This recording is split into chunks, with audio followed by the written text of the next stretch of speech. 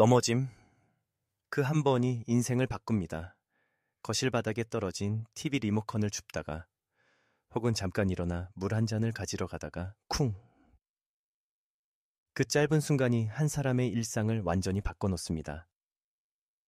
낙상, 단 한 번의 넘어짐은 단순한 부상으로 끝나지 않습니다. 60세 이후에는 그 한 번이 골절로, 골절은 장기 입원으로, 그리고 입원은 다시 근육 소실과 우울증으로 이어지는 악순환의 시작이 되죠. 혹시 나는 아직 건강하니까 괜찮아 라고 생각하시나요? 사실 균형 감각은 시력보다도 더 빠르게 노화됩니다. 젊었을 땐 미묘한 중심의 흔들림을 즉시 교정하지만 나이가 들면 뇌와 신경의 반응 속도가 느려져 한 발 늦게 중심을 잡게 됩니다. 그 0.5초의 차이가 낙상의 운명을 결정합니다. 의학적으로 보면 65세 이상 인구의 3명 중 1명은 매년 한 번 이상 넘어집니다. 하지만 더 놀라운 건 낙상으로 입원한 환자 중 절반 이상이 골절이 아니라 균형 상실로 시작했다는 사실입니다. 근육이 아니라 감각의 약화가 문제인 것이죠. 하루 중 언제가 가장 위험할까요? 의외로 아침보다 저녁입니다. 해가 지고 조명이 줄어드는 저녁 시간, 시각 정보가 줄어들면서 몸의 평형 감각이 크게 흔들립니다. 연구에 따르면 70대 이상에서는 밤 시간대 낙상이 낮보다 1.8배 높다고 합니다. 그런데 흥미로운 사실이 하나 있습니다. 단 10분의 균형 운동만으로도 3개월 뒤 낙상 확률이 절반 이하로 줄어든다는 결과가 여러 연구에서 반복 확인되고 있다는 것입니다. 단지 10분, TV를 보는 시간보다 짧은 그 시간에 뇌와 신경이 다시 깨어나는 겁니다. 여기서 중요한 건 운동의 강도가 아닙니다. 오히려 얼마나 자주, 꾸준히 작은 움직임으로 뇌를 자극하느냐가 핵심입니다. 일본 교토대 노인의학 연구소에서는 매일 7-10분간의 발끝 움직임과 중심 이동 훈련만으로도 균형 지수가 40% 향상되었다는 보고를 내놓았습니다. 하지만 학계의 의견은 완전히 일치하지 않습니다. 어떤 연구자들은 균형 운동보다 근력 강화가 더 중요하다고 주장하죠. 실제로 허벅지 근육이 줄어들면 낙상 위험이 커지기 때문입니다. 그러나 최신 신경재활 연구에서는 근육보다 먼저 신경을 깨워야 근육이 제 역할을 한다고 말합니다. 즉, 뇌 근육 회로를 동시에 훈련하는 것이 최선이라는 것이죠. 그렇다면 왜 우리는 이 단순하고 강력한 방법을 몰랐을까요? 이유는 간단합니다. 대부분의 사람들은 운동하면 땀 흘리며 힘든 것을 떠올리기 때문입니다. 하지만 균형 운동은 조용하고 느린 움직임 속에서 이루어집니다. 마치 몸이 자기 중심을 다시 기억하는 것처럼요. 제가 진료실에서 자주 듣는 말이 있습니다. 선생님, 저는 운동 잘 못해요. 무릎이 아파서요.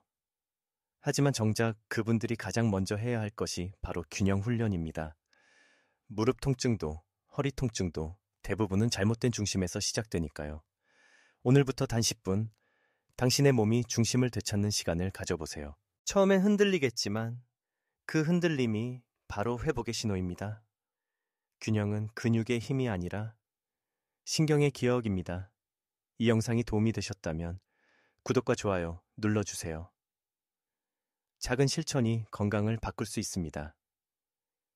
이제 본격적으로 단 10분의 운동이 어떻게 뇌와 근육을 연결해 낙상을 예방하는지 살펴보겠습니다. 의학이 말하는 10분의 힘 하루 10분. 이 짧은 시간이 도대체 얼마나 큰 변화를 만들 수 있을까요? 대부분의 사람들은 10분으로 뭐가 달라지겠어? 라고 생각합니다. 하지만 의학은 다르게 말합니다. 뇌와 근육, 신경의 연결을 다시 켜는데 필요한 최소 자극 시간이 바로 10분이라는 것이죠. 우리 몸의 균형은 단순히 다리 근육만의 문제가 아닙니다. 뇌 소뇌, 세레벨룸과 귀 속의 전정기관, 베스티뷸러 시스템, 그리고 발끝의 감각신경이 서로 긴밀히 연결되어 중심을 유지합니다. 그런데 나이가 들면 이 연결이 느슨해집니다. 신호가 약해지고 반응 속도가 떨어지죠. 그런데 매일 10분간 균형 운동을 하면 이 회로가 다시 강화됩니다. 마치 오래 닫혀있던 회로 스위치가 딸깍 켜지듯이요.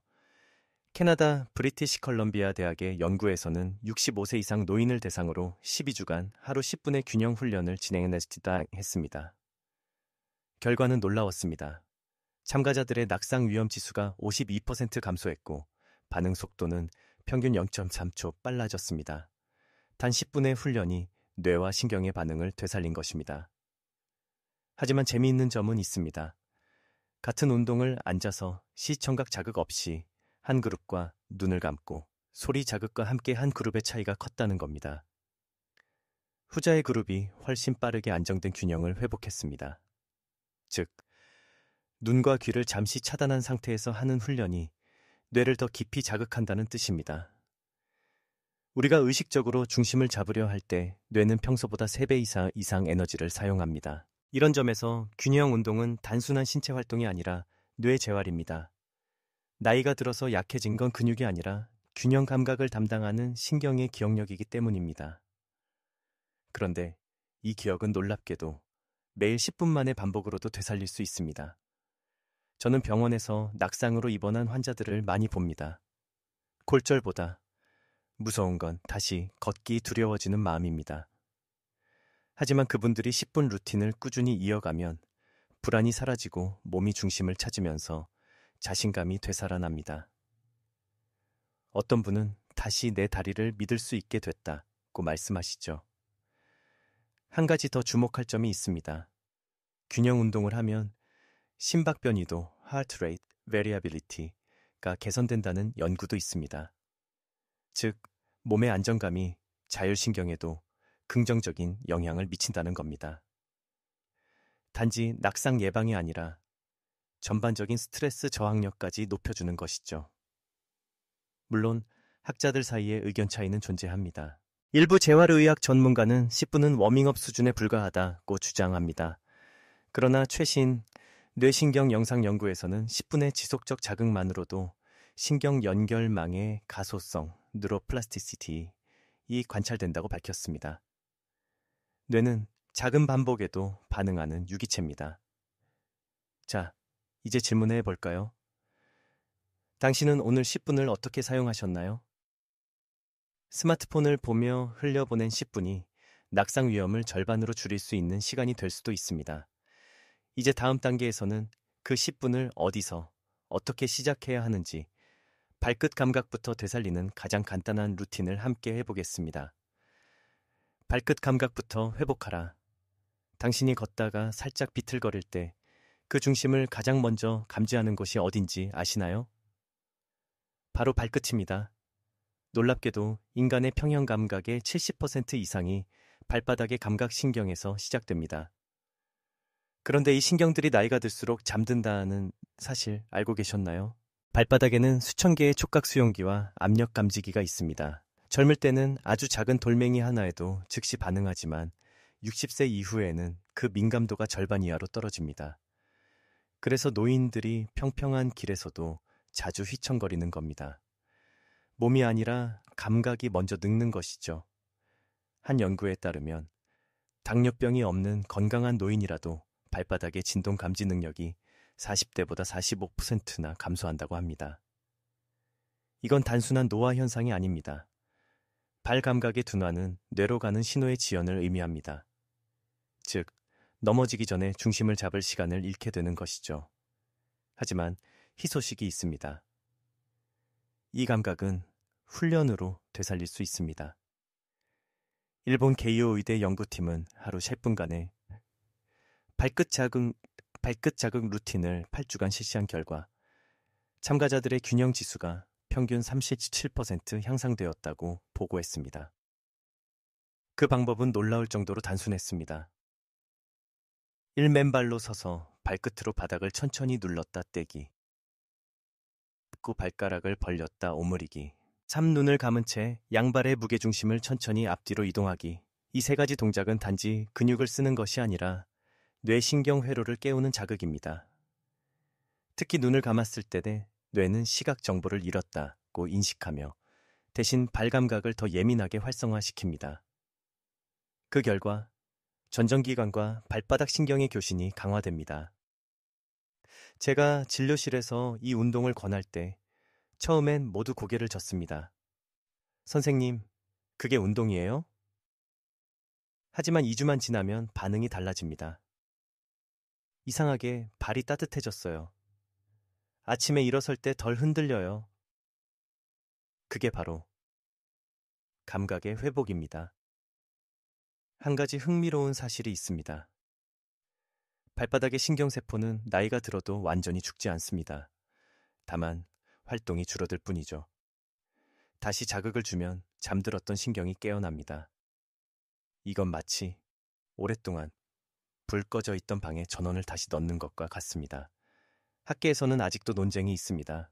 감각 자극만으로 낙상 예방 효과가 있느냐는 질문이죠. 일부 학자는 균형은 결국 근육의 힘이라고 주장합니다. 하지만 여러 임상 실험에서 발 감각 자극 루틴만으로도 낙상률이 3.40% 줄었다는 보고가 이어지고 있습니다. 신경이 먼저 깨어나야 근육이 제 역할을 하기 때문입니다. 그렇다면 오늘부터 무엇을 하면 좋을까요? 하루 10분 TV를 보며 맨발로 바닥을 느껴보세요. 발가락을 벌렸다 오므리며 바닥의 온도, 질감, 눌림의 변화를 느껴보는 겁니다. 처음엔 아무 감각이 없어도 괜찮습니다. 일주일 후 당신의 뇌는 그 신호를 기억하기 시작할 것입니다. 이 작은 실천이 결국 균형 감각을 되찾는 첫걸음입니다. 당신의 회복은 발끝에서 시작됩니다. 이제 다음으로 이렇게 깨어난 감각을 중심 근육과 연결하는 방법. 누워서도 가능한 코어 깨우기 루틴을 배워보겠습니다. 70대도 가능한 코어 깨우기 루틴. 대부분의 사람들이 코어 운동이라고 하면 헬스장에서 땀 흘리며 복근을 단련하는 장면을 떠올립니다. 하지만 70세 이후의 코어 운동은 그런 근력 훈련이 아닙니다. 중심을 다시 느끼는 훈련입니다. 균형의 핵심은 복근이 아니라 복부 깊숙이 위치한 횡격막 디아프람.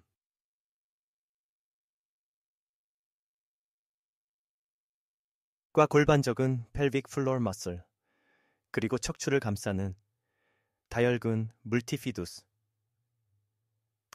비촌네트남나 내에 있습니다. 이 근육들이 마치 몸속의 자이로 센서처럼 작동해 미세한 흔들림에도 몸의 균형을 잡아줍니다. 문제는 이 근육들이 나이가 들면 거의 사용되지 않는다는 것입니다. 대부분의 노년층이 의자 생활에 익숙해지면서 코어 근육이 하루 대부분 동안 꺼진 상태로 존재하죠. 그 결과 자세가 무너지고 척추가 앞으로 굽으면서 낙상 위험이 높아집니다. 그럼에도 불구하고 좋은 소식이 있습니다. 이 근육들은 의식적인 호흡과 함께 깨어날 수 있습니다. 당신이 지금 바로 따라할 수 있는 3단계 루틴을 소개합니다. 1배로 숨쉬기, 복식 호흡, 바닥에 누워 배 위에 손을 얹습니다. 숨을 들이쉴 때 배가 천천히 올라오고 내쉴 때 배가 가라앉는 걸 느껴보세요. 이 단순한 호흡이 횡격막과 복부 근육을 다시 연결합니다. 처음엔 호흡이 잘 안 느껴질 수 있지만 괜찮습니다. 몸이 서서히 기억을 되찾을 겁니다. 2. 무릎 굽힌 브리지 자세. 무릎을 세우고 천천히 엉덩이를 들어 올렸다 내립니다. 높이는 상관없습니다. 척추가 하나씩 바닥에서 떨어지는 느낌을 느껴보세요. 이때 중요한 건 속도가 아니라 감각입니다. 단 10회만 해도 등과 골반이 깨어나는 느낌이 들 겁니다. 3. 양 무릎을 가슴 쪽으로 당기기. 이 동작은 허리를 이완시키면서도 복부의 깊은 근육을 자극합니다. 호흡을 멈추지 말고 들이쉴 때 힘을 주고 내쉴 때 천천히 이완합니다. 이 세 가지 루틴을 매일 10분 누워서 해보세요. 놀랍게도 인투묵 마니타이 느린 운동이 몸의 중심 신경을 깨웁니다. 일본 도쿄대 노년의학센터의 연구에 따르면 하루 10분의 복식호흡 플러스 브리지 루틴을 6주간 실천한 75세 이상 노인들은 균형, 점수, 밸런스 인덱스가 평균 42% 향상되었습니다. 특히 낙상 경험이 있던 참가자들 중 78%가 걷는 두려움이 사라졌다고 응답했습니다. 하지만 일부 학자들은 이 결과에 회의적입니다. 호흡만으로 근육이 강화될 수 있을까? 이에 대한 반박은 명확합니다. 균형 운동의 목적은 근육 강화가 아니라 신경 활성화라는 점입니다. 근육은 강해질 필요보다 뇌와의 연결을 되찾아야 합니다. 이 루틴을 하다 보면 어느 순간 스스로 느끼게 됩니다. 몸이 가벼워졌다. 허리가 세워진다. 숨이 깊어진다. 이건 단지 근육의 변화가 아니라 중심 감각의 회복입니다. 진료실에 오신 78세 여성 환자 한 분은 이렇게 말씀하셨습니다. 예전엔 앉았다 일어날 때 항상 손을 짚었어요. 그런데 요즘은 손 없이도 되네요. 그분이 매일 한 건 단 10분의 호흡 루틴이었습니다. 혹시 지금도 내가 할 수 있을까? 망설이시나요? 괜찮습니다. 몸은 다시 배웁니다. 오늘 누워서 10분, 내일은 앉아서, 그리고 일주일 후엔 서서 중심을 잡을 수 있을 겁니다. 이제 다음 단계에서는 이 깨어난 중심을 한 발 서기 라는 간단한 동작으로 실전 균형 감각으로 전환시켜 보겠습니다. 한 발 서기의 과학 당신이 오늘 당장 할 수 있는 가장 강력한 낙상 예방 훈련이 있다면 바로 한 발로 서기입니다. 그 단순한 동작이 왜 의학적으로도 가장 인정받는 균형 운동인지 들어보시죠. 한 발 서기는 단지 다리 힘을 키우는 동작이 아닙니다. 뇌, 신경, 근육, 시각의 4가지 시스템이 동시에 작동하는 고도의 조정 훈련입니다. 한쪽 발로 서는 순간 뇌는 즉시 중력의 방향과 몸의 흔들림을 계산하고 눈은 수평을 맞추며 발바닥의 감각은 미세하게 압력을 분배합니다. 이 복합적 조정이 단 5초 만에 일어나죠. 그런데 이 능력이 60세 이후에는 눈에 띄게 약해집니다. 도쿄 의과대학 연구에 따르면 60세 이상 성인의 평균 한 발 서기 지속 시간은 단 8초입니다. 하지만 낙상 경험이 없는 사람들의 평균은 20초 이상이었습니다. 균형 유지 시간은 낙상 위험을 예측하는 가장 강력한 지표라는 겁니다. 이 운동의 가장 큰 장점은 언제 어디서나 할 수 있다는 것입니다.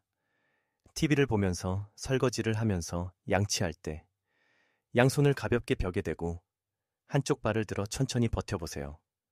처음엔 5초도 어렵겠지만 괜찮습니다.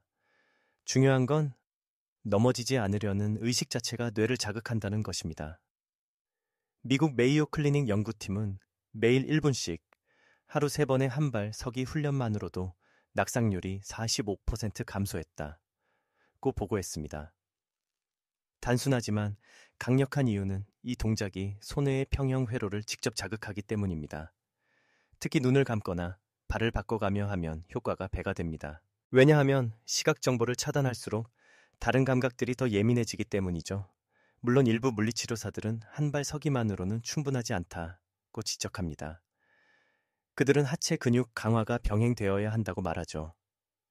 맞는 말입니다. 하지만 연구를 더 깊이 들여다보면 균형 운동과 근력 운동의 시너지가 가장 클 때 낙상 예방 효과가 최고조에 달한다는 것을 알 수 있습니다. 즉, 균형 먼저, 근육 나중의 순서가 가장 효과적이라는 뜻입니다.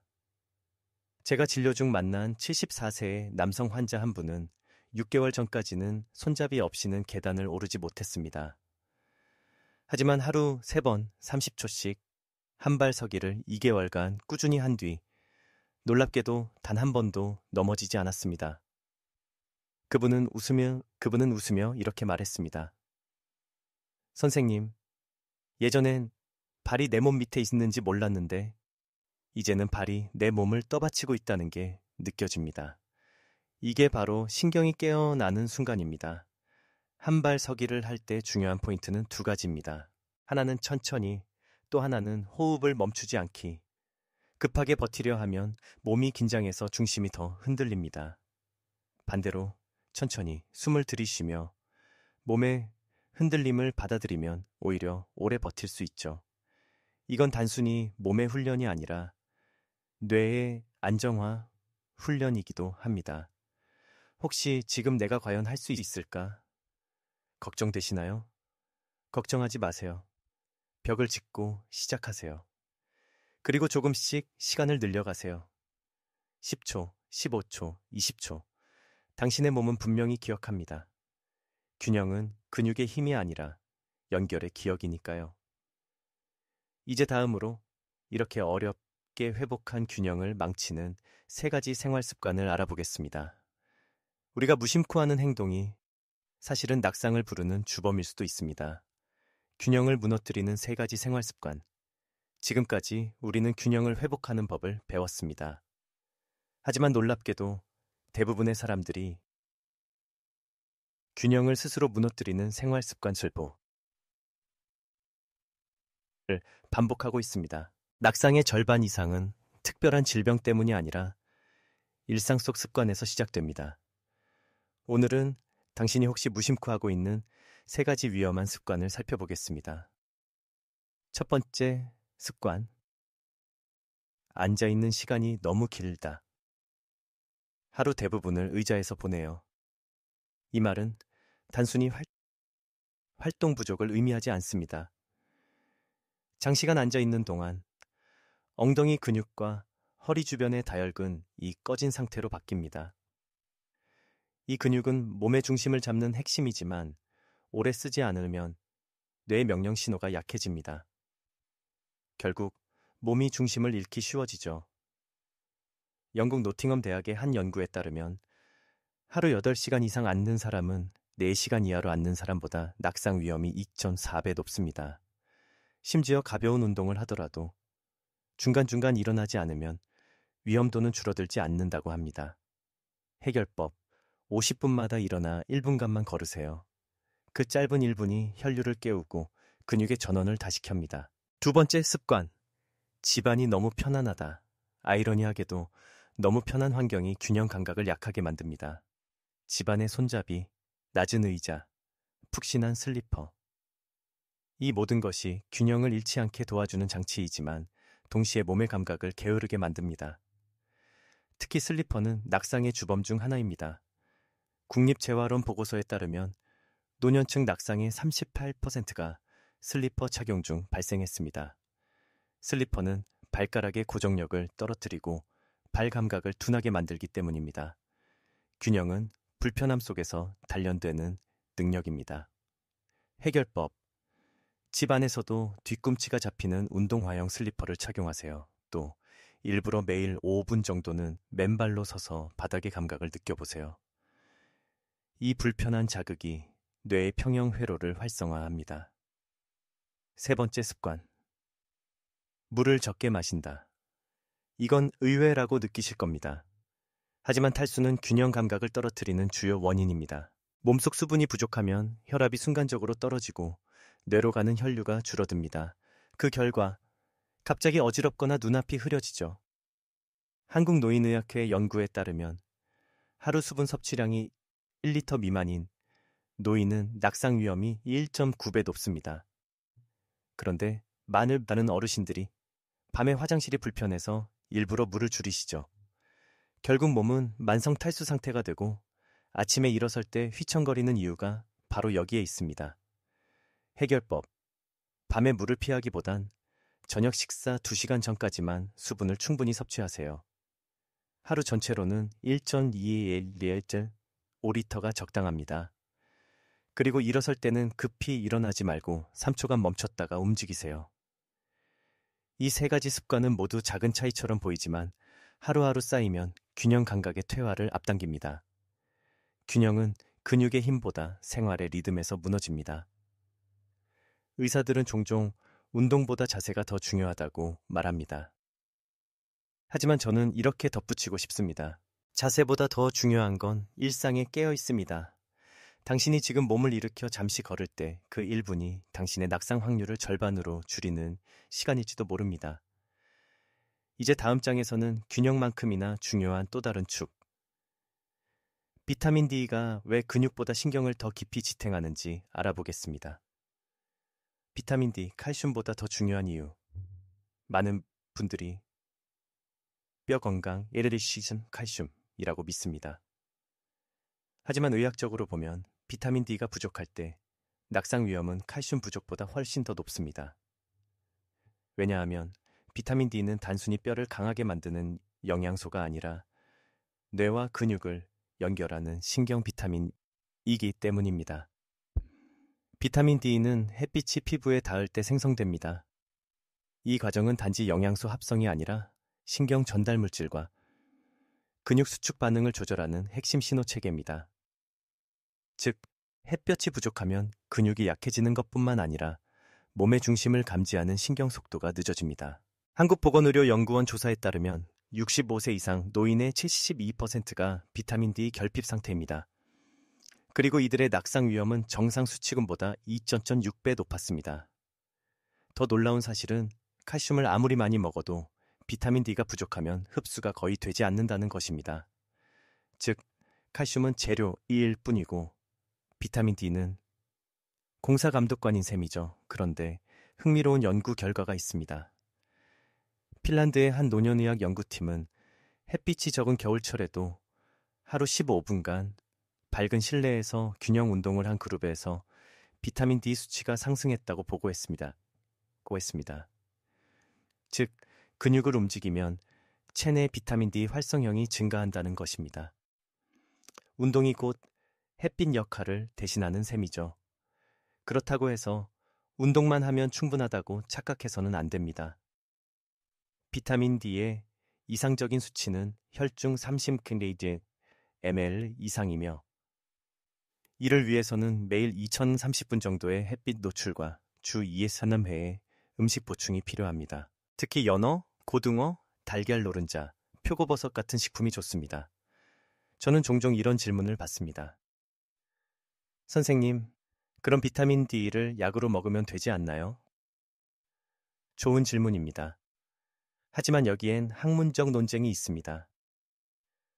일부 연구자들은 보충제 섭취로도 충분하다고 주장하지만 다른 연구자들은 햇빛을 통한 비타민 D 합성은 신경 기능에 별도의 자극 효과가 있다고 말합니다. 즉, 햇빛 그 자체가 뇌의 평형 회로를 활성화한다는 것입니다. 한 일본 연구에서는 아침 햇살을 15분 쬐 그룹이 실내 생활을 한 그룹보다 4주 후 낙상률이 36% 낮았다고 합니다.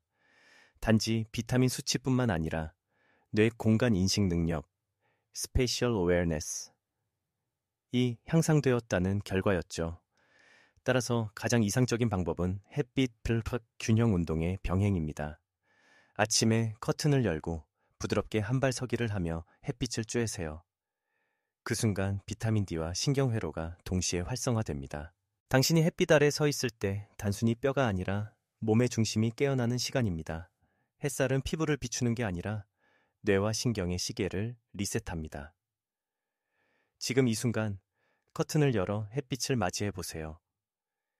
그 빛이 당신의 균형을 지켜주는 또 하나의 의사입니다. 이제 다음으로 균형 운동을 이미 하고 있는 분들이 자주 묻는 질문. 골다공증 약을 먹는 중인데 운동해도 될까요? 그 미묘하지만 중요한 의학적 포인트를 살펴보겠습니다. 골다공증 약을 복용 중이라면 주의할 점. 골다공증 약을 복용하는 분들 중 많은 분이 이렇게 물어보십니다. 선생님, 균형 운동을 해도 되나요? 혹시 뼈에 무리가 가지 않나요? 좋은 질문입니다. 그리고 의외로 많은 분들이 운동과 약의 상호작용을 잘 모르고 계십니다. 먼저 짚고 넘어가야 할 사실이 있습니다. 골다공증 약은 크게 두 가지로 나뉩니다. 뼈를 부서지지 않게 막는 약, 비스포스포네이트 계열. 새로운 뼈 생성을 돕는 약, 파라토르몬 계열. 문제는 이 약들이 뼈 세포의 대사 속도를 바꾸기 때문에 운동의 강도나 타이밍이 잘못되면 오히려 통증이나 피로를 유발할 수 있다는 것입니다. 예를 들어 비스포스포네이트, 알렌드로네이트, 리세드로네이트 등을 복용 중이라면 약을 먹은 직후 30분 동안은 누워있거나 있거나 앞으로 숙이는 동작을 피해야 합니다. 이 약이 식도 자극을 일으킬 수 있기 때문이죠. 그런데 많은 분이 아침 공복에 약을 먹고 바로 요가나 스트레칭을 시작합니다. 이건 뼈보다 식도에 더 큰 부담을 주는 잘못된 습관입니다. 또한 파라토르몬 주사, 포스터를 맞는 분이라면 운동 직후보다는 주사 후 2시간 이상 지난 뒤에 가벼운 균형 훈련을 하는 것이 좋습니다. 왜냐하면 주사 직후 뼈 대사 활동이 급증해 순간적인 피로감이나 근육 경직이 생길 수 있기 때문이죠. 하지만 여기서 중요한 진실이 있습니다. 적절한 균형 운동은 골다공증 치료 효과를 배가시킨다는 사실입니다. 미국 내분비학회는 2023년 공식 가이드라인에서 이렇게 명시했습니다. 균형 운동과 가벼운 저강도 근력 운동을 병행하면 골밀도 향상률이 약물 단독 대비 평균 1,106배 증가한다. 이제 즉 약이 뼈를 강화한다면 운동은 뼈가 올바르게 쓰이게 하는 훈련인 셈입니다. 뼈는 움직임 속에서 강화되기 때문입니다. 하지만 무조건 많이 하면 오히려 역효과가 납니다. 특히 다음 3가지는 피해야 합니다. 갑자기 허리를 굽히거나 비트는 동작, 척추 압박 위험, 점프나 뛰기 같은 충격. 운동 장시간의 정적 자세 유지, 균형 운동은 부드럽게, 천천히, 그리고 짧게가 원칙입니다. 특히 골다공증 약을 복용 중이라면 운동 강도를 70% 이하로 유지해야 합니다. 또 하나의 주의점은 비타민 D와 칼슘 보충제의 타이밍입니다. 운동 직후 섭취할 때 흡수율이 가장 높습니다.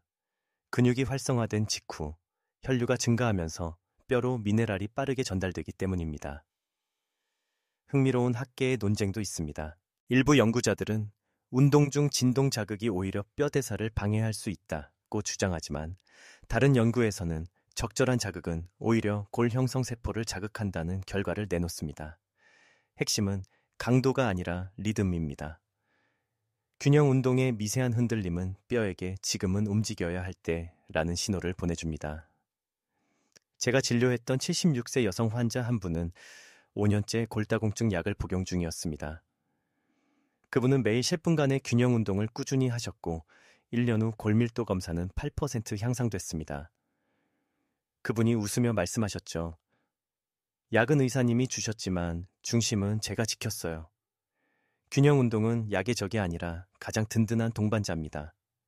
다만 타이밍과 자세를 아는 것이 중요할 뿐입니다. 이제 다음 장에서는 이런 노력들을 헛되게 만드는 또 하나의 함정, 바로 무릎 보호대. 가 왜 때로는 근육을 약하게 만드는지 살펴보겠습니다. 무릎 보호대의 함정. 낙상을 걱정하는 많은 분들이 가장 먼저 찾는 것이 바로 무릎 보호대입니다. 이걸 하면 덜 아프고 더 안전할 거야. 하지만 안타깝게도 의료 현장에서 보면 보호대가 오히려 균형 감각을 약화시키는 원인이 되는 경우가 많습니다. 보호대는 본래 단기적 안정을 위해 만들어졌습니다.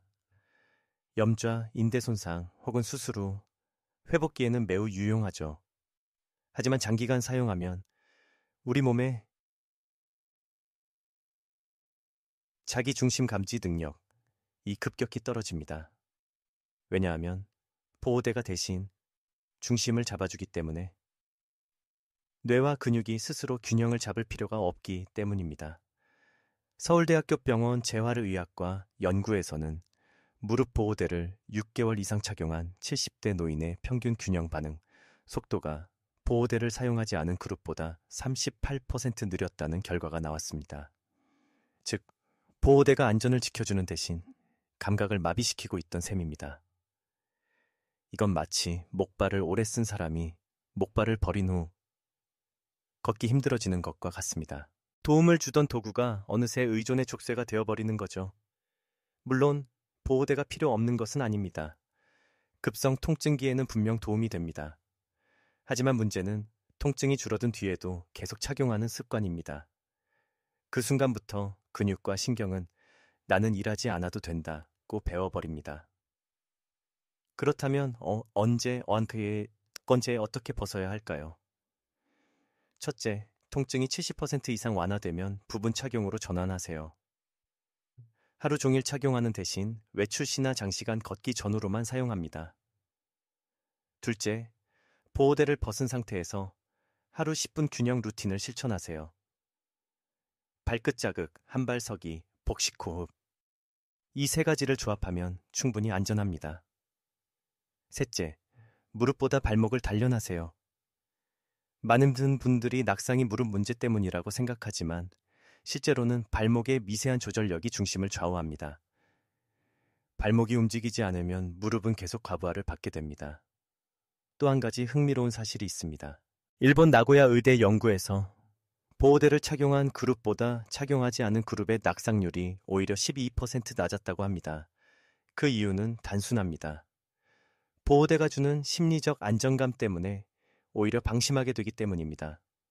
몸은 느리게 반응하고 머리는 괜찮겠지라고 착각하죠. 이 주제는 학계에서도 오랫동안 논쟁이 있습니다. 노년층에게 보호대는 필수냐, 선택이냐? 결론은 이렇습니다. 필요할 때만, 짧게, 그리고 반드시 운동과 병행할 것. 그게 진짜 안전한 보호대 사용법입니다. 진료실에서 한 82세 어르신께서 이렇게 말씀하셨습니다. 선생님, 무릎이 편하니까 하루 종일 보호대를 했는데 어느 날은 뻗으면 더 불안하더라고요. 그분께 2주간 맨다리 균형 루틴을 권했습니다. 그리고 14일 후 그분은 웃으며 말했습니다.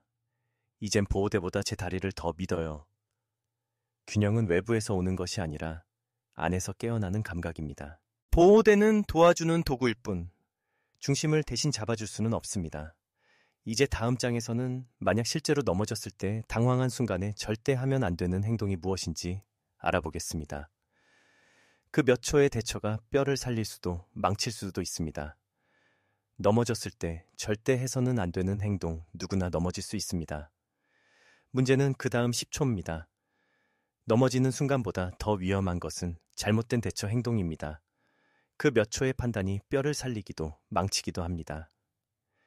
응급의학계에서는 낙상 후 첫 10초가 황금 시간이라고 부릅니다. 하지만 대부분의 사람들은 그 시간을 본능적으로 잘못 사용합니다.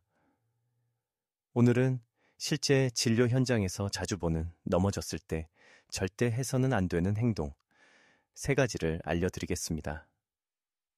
첫 번째, 무조건 일어나려 한다. 넘어진 직후 많은 분들이 놀란 마음에 급히 일어나려 합니다. 괜찮아요, 괜찮아요. 하지만 이때의 움직임이 가장 위험합니다. 특히 엉덩이, 허리, 손목 골절은 처음엔 통증이 약하기 때문에 자신도 모르게 다시 일어나려 하죠. 문제는 이때 2번째 낙상이 일어난다는 겁니다. 대한정형외과학회 조사에 따르면 골절 환자의 27%가 일어나려다 다시 넘어져서 부상이 악화되었다고 합니다. 넘어진 후엔 먼저 움직이지 말고 숨을 고르세요. 통증이 어디서 느껴지는지, 손발이 저리거나 마비된 곳은 없는지 천천히 확인합니다. 가능하다면 주변 사람에게 도움을 요청하세요. 일어나야 한다면 반드시 한쪽 무릎을 먼저 세워 천천히 중심을 잡는 방식으로 일어나야 합니다. 2번째, 손으로 짚고 버티기. 본능적으로 사람은 넘어질 때 손을 내밉니다. 하지만 이 습관이 바로 손목 골절의 가장 큰 원인입니다. 넘어질 때 손으로 땅을 짚으면 체중의 35배 압력이 손목 관절에 집중되며 뼈가 쉽게 부러집니다. 그렇다고 그냥 넘어지라는 뜻은 아닙니다. 넘어질 때는 팔이 아니라 팔꿈치와 어깨로 충격을 분산시켜야 합니다. 이건 연습으로 익힐 수 있습니다. 노년안전센터에서는 실제로 낙상 대비 자세 교육을 실시하는데 팔을 벌리는 대신 몸을 약간 둥글게 말아 어깨와 등으로 충격을 흡수하는 훈련을 합니다. 마치 유도 선수가 넘어질 때처럼요. 처음엔 어렵지만 단 2-3번만 연습해도 몸이 자동으로 반응하게 됩니다. 3번째, 즉시 걷기 시작한다. 괜찮아, 일어나서 걸어봐야 알지. 이 말은 병원에서 가장 자주 듣는 위험한 문장입니다. 특히 고관절이나 척추 골절은 통증이 서서히 나타납니다. 그런데 그 상태로 걸으면 미세 골절이 심해져 뼈가 완전히 갈라지게 됩니다. 국립재활원 통계에 따르면 낙상 직후 바로 걸은 사람의 60%가 24시간 내 응급실로 실려갔고 그중 절반이 추가 골절을 입었습니다. 넘어진 뒤엔 반드시 5분 이상 쉬며 몸의 상태를 관찰하세요. 혹시라도 다리에 힘이 빠지거나 숨을 들이쉴 때 통증이 느껴진다면 즉시 N119나 보호자에게 도움을 요청해야 합니다. 여기서 중요한 것은 넘어짐을 부끄러워하지 말라는 것입니다. 많은 어르신들이 체면 때문에 괜찮아요를 먼저 말합니다. 하지만 괜찮지 않은 경우가 훨씬 많습니다. 넘어지는 것은 나약함이 아니라 몸이 보내는 경고, 신호입니다. 이 신호를 무시하면 다음엔 회복이 더디고 두려움이 깊어집니다. 의학적으로 보면 두 번째 낙상은 첫 번째보다 3배 더 위험합니다. 왜냐하면 몸이 아직 회복되지 않았기 때문이죠. 따라서 첫 낙상 후에는 반드시 며칠간 균형 루틴을 중단하고 의사와 상담 후 다시 시작해야 합니다. 한 환자분의 이야기를 기억합니다. 처음엔 살짝 넘어졌는데 괜찮은 줄 알고 걸었다가 다음날 허리가 부러졌어요. 그분은 그 후 3개월간 침대 생활을 하셨죠. 하지만 회복 후에도 꾸준히 균형 운동을 이어가셨고 지금은 매일 20분씩 한 발 서기를 하십니다. 넘어짐은 끝이 아닙니다. 그 순간의 선택이 회복의 시작이 될 수도 있습니다. 이제 다음 장에서는 실제로 넘어져 뼈가 부러졌던 91세 할머니의 감동적인 회복 이야기를 들려드리겠습니다. 균형은 단지 몸의 중심이 아니라 삶의 의지라는 것을 보여줄 것입니다. 91세 할머니의 회복 일기 서울 마포의 한 재활 병동. 91세의 박 할머니는 침대에 누운 채로 제 손을 꼭 잡으며 이렇게 말씀하셨습니다. 선생님, 다시 걸을 수 있을까요? 그분은 욕실에서 넘어져 대퇴골이 골절된 뒤 3개월째 입원 중이었습니다. 처음엔 걸을 생각조차 하지 못하셨죠. 통증보다 더 큰 건 두려움이었습니다. 하지만 놀랍게도 그 두려움을 이겨낸 건 매일 10분의 균형 루틴이었습니다. 처음에는 침대에서 발가락만 움직이는 것으로 시작했습니다. 그 다음엔 무릎을 살짝 세우고 배로 천천히 숨을 들이쉬는 복식 호흡을 연습했죠. 하루 10분. 그 작은 움직임이 박 할머니의 뇌와 신경을 다시 깨우기 시작했습니다. 2주가 지나자 그녀의 표정이 달라졌습니다. 선생님, 어제는 제 발이 바닥에 닿는 느낌이 났어요. 그건 놀라운 신호였습니다. 감각이 돌아온다는 건 몸이 나는 아직 움직일 수 있다고 기억해내는 과정이니까요. 3주차에는 보호자와 함께 한 발 서기를 시도했습니다. 처음엔 3초, 다음 날엔 5초, 그리고 일주일 후엔 10초. 그 짧은 시간들이 모여 마침내 다시 걷는 첫걸음을 만들어냈습니다. 그날 병실에선 작은 박수가 터졌습니다. 할머니, 해내셨어요? 박 할머니는 눈물을 글썽이며 이렇게 말씀하셨습니다. 다시 걸을 수 있다는 게 이렇게 고마운 일인 줄 몰랐어요. 이 사례는 단순한 회복의 이야기가 아닙니다. 균형은 의지와 신경이 함께 살아나는 과정이라는 걸 보여줍니다. 의학적으로도 낙상 후 재활의 성공 여부는 단순히 골절 상태보다 환자가 두려움을 얼마나 줄였는가에 달려있다고 합니다.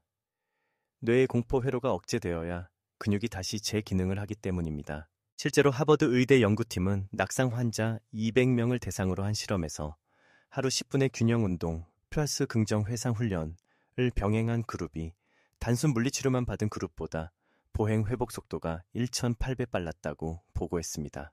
몸의 균형과 마음의 균형은 분리되지 않는다는 뜻이죠. 박 할머니의 재활 노트에는 이런 문장이 적혀 있었습니다. 오늘은 흔들렸지만 그래도 일어섰다.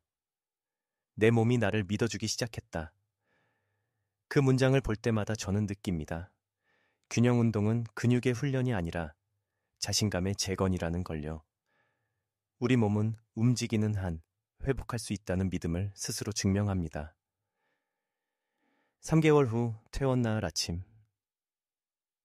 박할머니는 지팡이를 옆에 두고 천천히 병원 복도를 걸었습니다. 발끝을 보고 호흡을 맞추며 중심을 세우면서 말이죠. 선생님, 저는 이제 하루 10분은 절대 빼먹지 않아요. 이 장면은 저에게 큰 교훈을 주었습니다. 회복은 나이를 이기고 습관은 뇌를 바꾼다. 균형은 단순히 낙상을 막는 기술이 아니라 삶을 되찾는 의지의 표현입니다. 이제 마지막 장에서는 그 모든 여정을 정리하며 당신이 오늘 단 10분으로도 내년의 삶을 바꿀 수 있다는 믿음을 전하겠습니다. 따뜻하게 마무리하며 당신 안의 균형을 되살려 봅시다. 오늘 10분, 내년의 당신을 바꿉니다. 하루가 다르게 변해가는 나이에도 몸은 여전히 배우고 회복하고 새로워질 수 있습니다. 오늘 단 10분, 그 짧은 시간 속에서 일어나는 변화는 결코 작지 않습니다. 처음엔 흔들릴 겁니다. 발끝이 불안하고 몸이 중심을 잃을지도 모릅니다.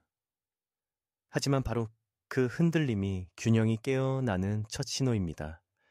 균형은 안정에서 오는 것이 아니라 작은 불안 속에서 단련됩니다. 마치 파도가 밀려올 때마다 더 단단해지는 바위처럼요. 이제 당신의 하루를 떠올려 보세요. 아침에 눈을 뜨고 일어설 때 혹은 밤에 양치할 때 단 10초라도 한 발로 서보세요. 그 10초가 당신의 뇌에 나는 중심을 잃지 않았다는 확신을 심어줍니다. 뼈를 지키는 건 약이 아닙니다. 몸의 중심을 기억하려는 의지입니다. 매일 10분의 균형 운동은 단순한 루틴이 아니라 당신의 신경과 감각, 그리고 자신감을 되살리는 생활의 의학입니다. 비타민 D를 머금은 아침 햇살 아래서 발끝으로 바닥을 느끼며 숨을 들이쉬어 보세요. 그 한 호흡 속에서 근육이 깨어나고 뇌가 다시 중심을 잡습니다. 그리고 마음이 따라옵니다. 오늘도 나는 내 몸을 믿는다.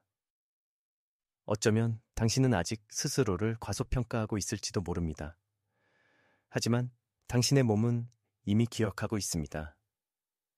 넘어졌던 순간보다 다시 일어섰던 수많은 순간들을. 우리 몸의 균형은 단지 낙상을 피하기 위한 기술이 아닙니다. 그건 삶의 균형, 마음의 중심을 되찾는 여정입니다. 매일 조금씩 느리게 그러나 꾸준히 나아가는 길이죠. 마지막으로 이 말을 꼭 전하고 싶습니다. 균형은 나이를 묻지 않습니다. 지금 시작한다면 내년의 당신은 오늘보다 훨씬 더 안정되고 가볍고 자신감 있는 몸으로 서 있을 겁니다. 당신의 다리가 당신의 마음을 지탱하게 될 것입니다. 이 영상이 도움이 되셨다면 구독과 좋아요 눌러주세요. 작은 실천이 건강을 바꿀 수 있습니다. 지금 시작하시면 내년 이맘때는 전혀 다른 삶이 펼쳐질 수 있습니다. 오늘이 그 첫걸음입니다.